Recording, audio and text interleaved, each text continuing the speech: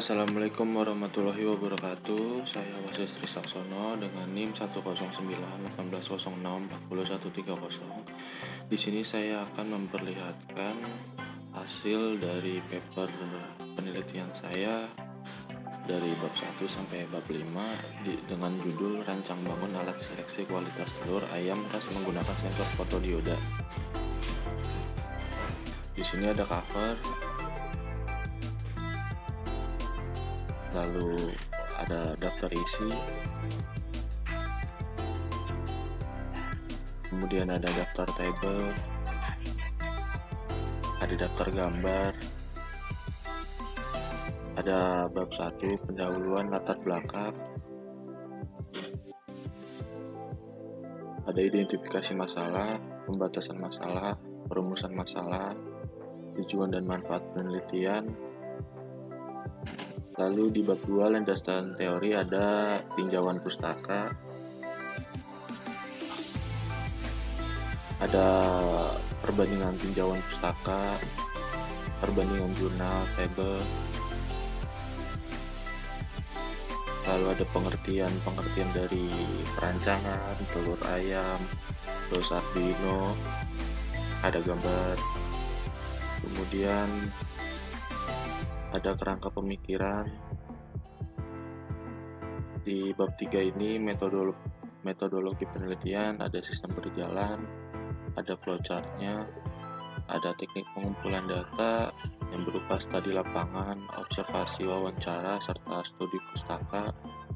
Lalu ada lokasi penelitian dan rencana waktu. Di sini ada lokasi penelitian di beberapa agen telur ayam ras Kabupaten Bekasi yang berlokasi di Jalan Raya Perumahan Kutumulya. Lalu ada rencana waktu penelitian. Di sini ada tabel jadwal kegiatan seperti berikut.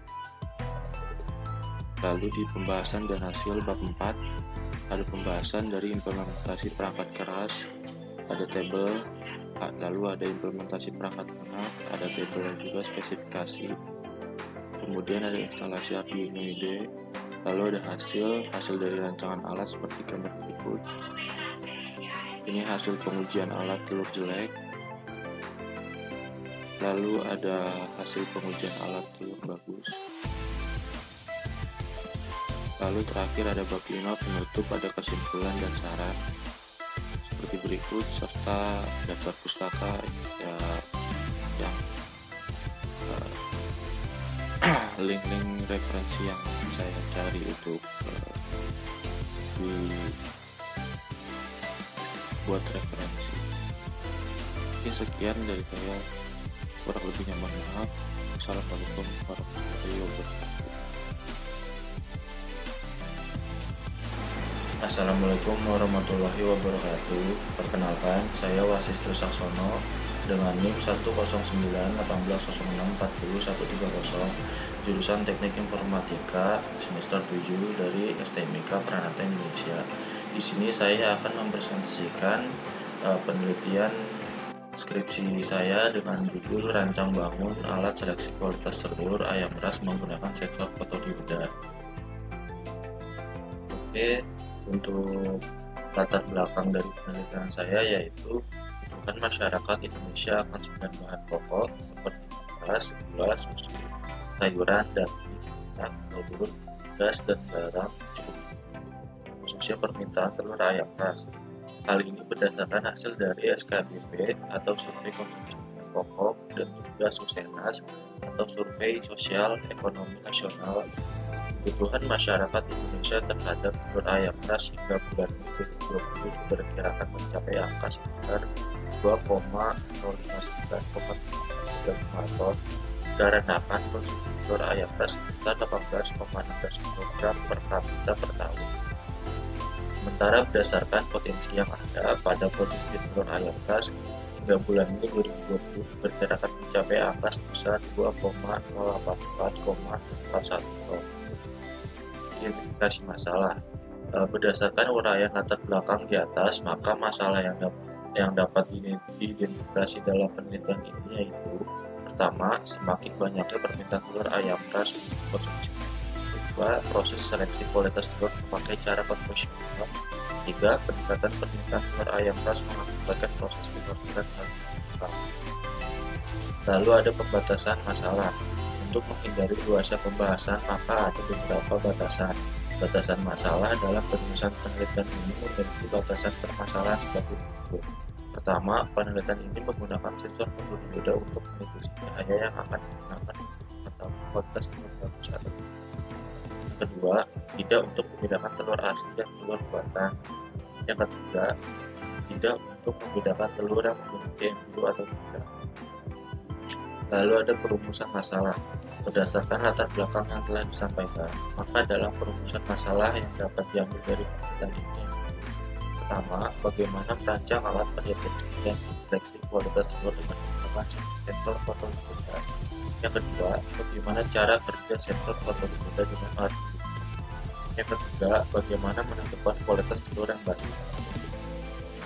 Lalu ada tujuan dan manfaat penelitian. Tujuan yang sedang dicapai dalam penelitian ini adalah untuk memberikan akses atau dari teknologi.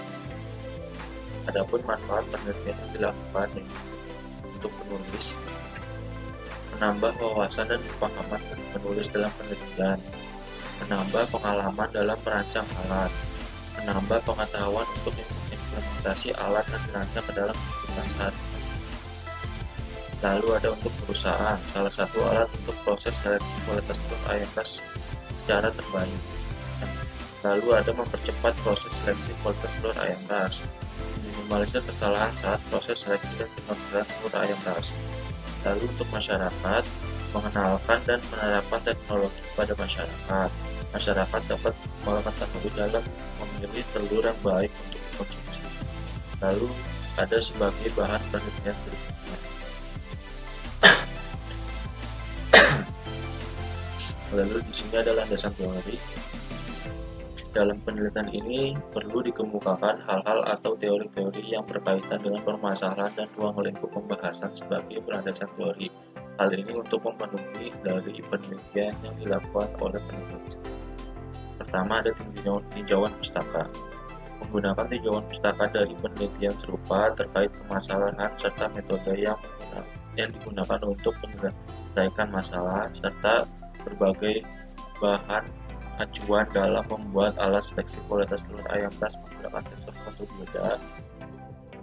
Beberapa contoh jurnal yang menjadi referensi penelitian adalah pemilihan dan mendeteksi kualitas telur ayam ras terbaik berbasis mikrokontroler menggunakan Arduino Nano yang ditulis oleh Muhammad Koningsi, Sundari Retno, Ida Gunawan, Irwan pada tahun 2021. Hasilnya untuk membantu peternak ayam dalam melakukan pengecekan kualitas telur sehingga memberikan rasa aman dan kemudahan dalam memantau kondisi telur ayam. Lalu ada alat pendeteksi kondisi baik dan buruk keadaan telur berbasis mikrokontroler Atmega 8535 yang ditulis oleh Muhammad Fajar Fadil, Julian Mirza, dan M. Miftahul Amin pada tahun 2020. Hasilnya untuk mengetahui informasi tentang kondisi baik dan buruk keadaan telur ayam kampung. Lalu ada perancang alat pendeteksi kualitas telur ayam menggunakan sensor fotolipida berbasis mikrokontroler yang ditulis oleh Cindy Widiantoro Rahmadeni pada tahun 2018. Untuk hasil yang didapat yaitu untuk membedakan telur yang baik dan buruk serta mempercepat proses pendeteksian kualitas telur dan dapat meningkatkan kepercayaan konsumen terhadap pedagang. Lalu di sini ada kerangka pemikiran. Kerangka pemikiran merupakan sebuah diagram yang menggambarkan alur jalannya sebuah penelitian dan penjelasan tentang kerangka berpikir untuk memecahkan suatu masalah yang sedang diuji, termasuk menguraikan objek penelitian. Adapun alur penelitian sebagai berikut, yaitu ada rumusan masalah. Rumusan masalah bagaimana merancang alat dan menyeleksi kualitas telur yang baik sebelum dikonsumsi. Lalu di sini ada pendekatan dari kerangka pemikiran, yaitu studi literatur. Lalu ada alternatif pendekatannya, yaitu metode waterfall.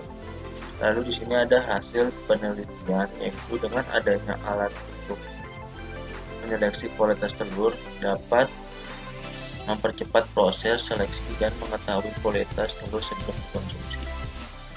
Lalu di sini ada sistem berjalan dari alat seleksi kualitas telur sebagai berikut. Yang pertama, telur diletakkan di sebuah wadah kotak yang memiliki lampu senter dan sensor untuk mendeteksi.